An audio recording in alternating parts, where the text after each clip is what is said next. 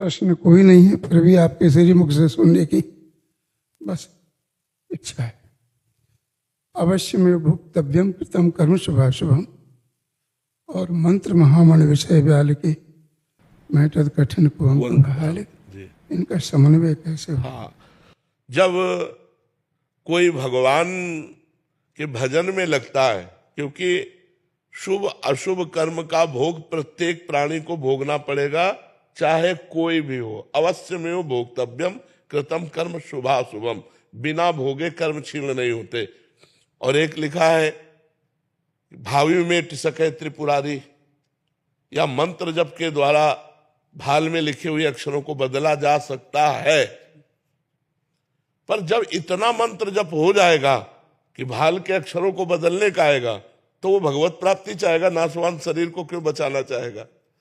तो नाशवान शरीर के बचाने के लिए यदि हम भजन करें तो बदला जा सकता है। हजारों संतों के जीवन चरित्रों में पढ़ा कि स्वयं कष्ट भोगते हुए अपने हजारों अनुयायियों को कष्ट रहित कर दिया। हजारों संतों के हम चरित्र पढ़े कि स्वयं तो वो कष्ट में, और हजारों संत के जो अनुयायी हैं उनको सुख प्रदान कर दिया, उनके बड़े बड़े रोग नष्ट कर दिए भजन के प्रताप से। लेकिन वो ये जानते हैं अपने शरीर को कि ये नाशवान शरीर है, वो शरीर से प्यार नहीं करते, इसलिए वो स्वयं भोगते हैं, अपने प्रारब्ध को नष्ट करने का संकल्प नहीं करते। पर उनकी शरण में कोई आ जाए तो उसके प्रारब्ध को बदल देंगे, उसके अशुभ को मेट देंगे। ना मेट दे तो भगवत प्राप्ति कैसे करा देते हैं? किसी के बाल में थोड़ी भगवत प्राप्ति लिखी। संत और गुरुजन महापुरुष जन संकल्प के द्वारा, भजन के द्वारा उन जीव की स्थिति को बदलते हुए भगवत प्राप्ति करा देते हैं। तो हमें लगता है कि जब तक वो भजन होता नहीं है तब तक कामना रहती है शरीर स्वस्थ रखने की, और जब वो भजन होने लगता है तो ऐसा ज्ञान हो जाता है कि शरीर की कोई परवाह नहीं रहती। इसलिए बड़े बड़े संतों में बड़ी बड़ी कष्ट की परिस्थिति देखी गई है। साधारण जीव कितने ऐसे हैं। हम एक उदाहरण बता रहे, शोभन सरकार का नाम सुना होगा। तो उनके पास एक आते थे, थोड़ा दतून की सेवा करते थे, सरकार दतून करते थे बम्बूल की, तो वो काट के बम्बूल की दतून ला करके दिया करते थे। उनके कैंसर हो गया, तो सरकार कैंसर हो गया है, वो कुछ नहीं बोले। दूसरी बार फिर कहा सरकार कैंसर हो गया, तो कुल्ला कर रहे थे, ऐसे गुस्सा करते हुए थूक दिया ऊपर और कहा बार बार कैंसर हो गया, कैंसर, हम क्या करें, खत्म कैंसर। फिर कुछ वर्ष के बाद सरकार के कैंसर हुआ पैर में, और उनको चरण अपने कटवाने पड़े, हाथ कटवाने। जब उनके शरीर में प्रारब्ध हो गया तो उन्होंने ठीक नहीं किया, अपना पैर कटवा दिया। तो बड़े बड़े महापुरुषों को देखा गया कि वो बहुत बीमार हैं, बहुत परेशान हैं। तो कभी कभी संत जन दूसरों के, अपने शरणागतों के प्रारब्ध को लेकर भोग लेते हैं और अपने आए हुए प्रारब्ध को भोग लेते हैं, दूसरों के प्रारब्ध को नष्ट कर देते हैं, दूसरों के भाग्य बदल देते हैं। जीव को जो नारकी गति प्राप्त होने वाला है उसे भगवत प्राप्ति करा देते हैं। तो जब भजन उस योग्य होता है, भाग्य मेटने योग्य, तब ये ज्ञान प्रकट हो जाता है। इसलिए संत महात्मा अपने प्रारब्ध को भोग इच्छा ही नहीं। हाँ, और जब प्रारब्ध मिटाने की बात रहती तो उस कोटि का भजन होता नहीं है, प्रारब्ध मिटाने वाला।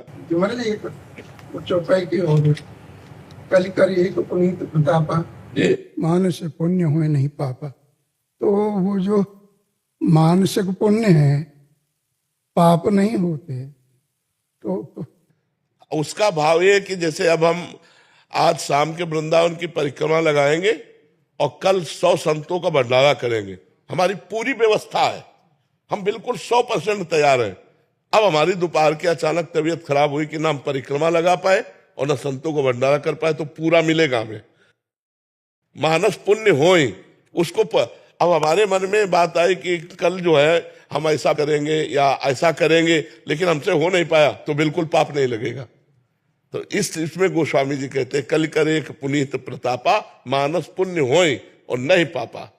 एक और साधारण सी बात है, वैसे अनुचित भी लग रहा है, मुझे नहीं पूछना चाहिए।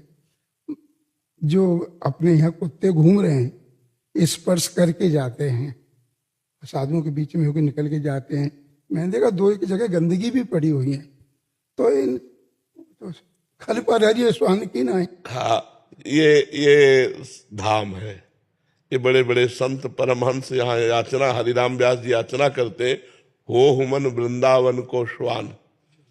श्रीपाद प्रबोधानंद जी याचना करते हैं कि हे वृंदावनाधीश्वरी, मुझे वृंदावन की नाली का कीड़ा बना देना, मुझे यहाँ का सूकर कुकर बना देना। तो यहाँ का सुअर इतना पवित्र है कि जैसे हम गंगा स्नान, यद्यपि सबकी समझ में नहीं आएगा पर हम समझाएंगे, गंगा स्नान करने पर हम पवित्र हो जाते हैं, ऐसे हम यहाँ के सूकर के छूने पर पवित्र हो जाते हैं।